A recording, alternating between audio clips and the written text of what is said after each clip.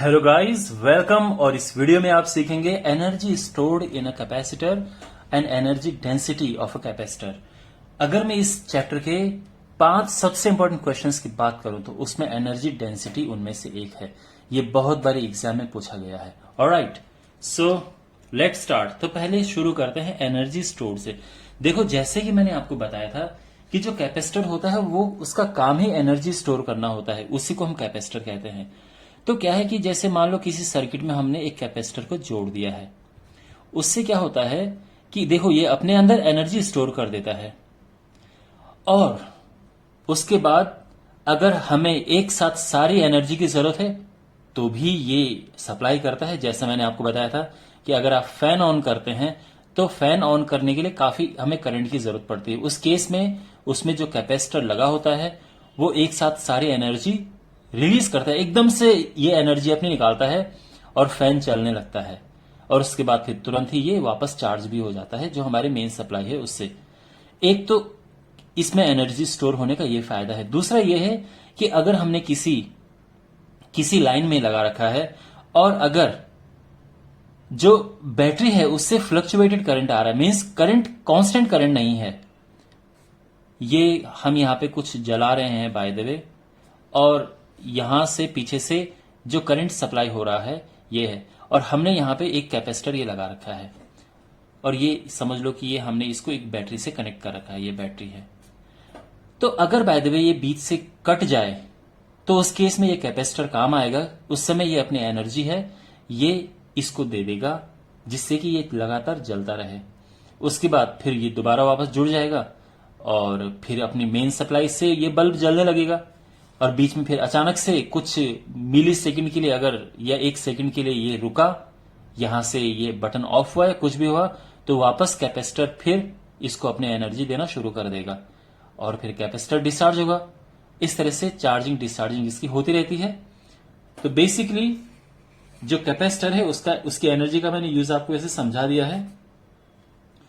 और अभी हम डिराइव करेंगे energy stored in a capacitor, उसका फॉर्मूला, उसका एक्सप्रेशन।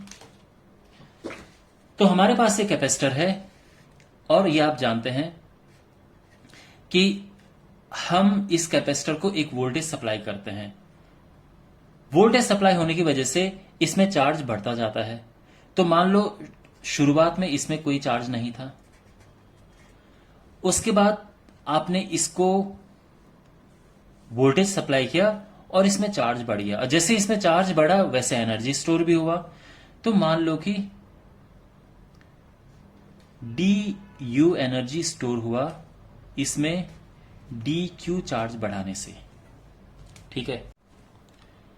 उसके बाद जब हमने टोटल एनर्जी अगर इसकी निकालनी है तो हमें करना पड़ेगा इसका इंटीग्रेशन।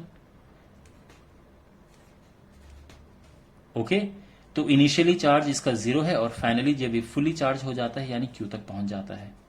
लेकिन हमें एक चीज का ध्यान रखना है, जो V है उसकी वैल्यू पुट करनी है, वो होता है Q/C dQ, ठीक है। अब यहां पे इसे इंटीग्रेट किया हमने तो ये Q²/2C आ गया। इसकी लिमिट हम लगाएंगे, लोअर लिमिट 0, अपर लिमिट ये है, और बाद में हम पुट करेंगे तो फाइनली जो हमारा आंसर आ जाएगा वो है ये 1/2 Q²/C। ये है एनर्जी ऑफ कैपेसिटर। ओके, अब यहां पे इसके 1-2 फॉर्मूले और हैं, यानी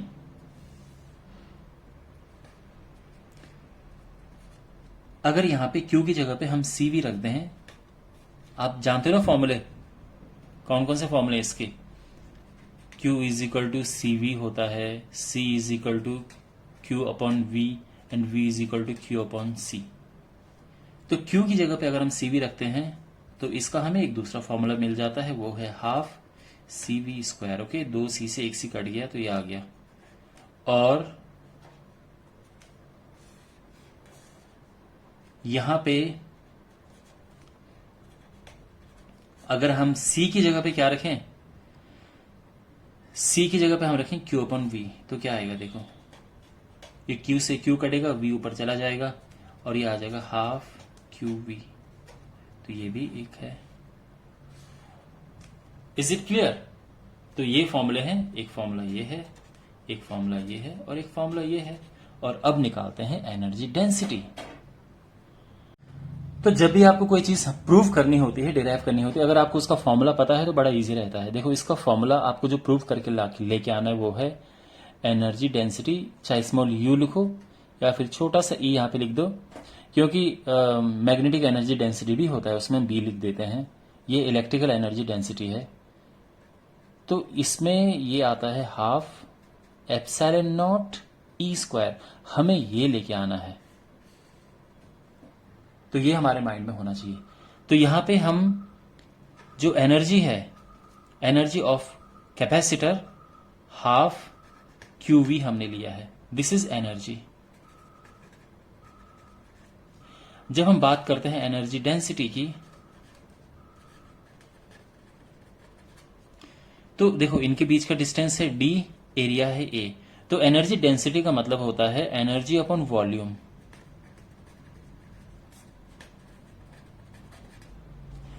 energy density symbol you E, energy upon volume यानी यू अपॉन वॉल्यूम, ठीक है ना।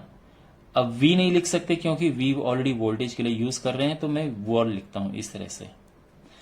ये है हाफ क्यू वी, मैं ये फॉर्मूला इस्तेमाल कर रहा हूं क्योंकि ये सबसे ज्यादा कन्वीनियंट है। और वॉल्यूम होता है area into distance between them. Half यहां पे लिखते हैं, ये Q upon A into V upon D. ये यहां तक समझ आ गया। ये half as it is, Q upon A होता है सिग्मा, ऑलराइट, यानी charge density, charge upon area charge density, surface charge density. V upon D होता है इलेक्ट्रिक फील्ड, ठीक है ना, आपने पढ़ा होगा। अब यहां पे एक और फॉर्मूला हमने रखना है। देखो जो ये है, आप एक फॉर्मूले से अवेयर होंगे कि इनके प्लेट्स के बीच में जो इलेक्ट्रिक फील्ड होता है वो होता है सिग्मा अपॉन एप्सिलॉन नॉट। तो अगर मैं सिग्मा की बात करूं तो क्रॉस मल्टीप्लाई होके आ जाएगा क्या, एप्सिलॉन नॉट ई, वो मैं यहां पे पुट कर रहा हूं। तो ये हो जाएगा एप्सिलॉन नॉट ई और साथ में अपना ये ई है। तो जो फाइनली जो फॉर्मूला बन के आएगा वो है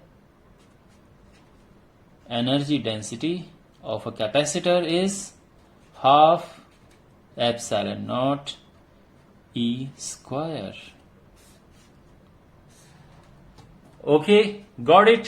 सो आई होप आपको समझ आया होगा, and I will see in the next video. Subscribe to the channel, please don't forget that, and share this video with your friends. Take care.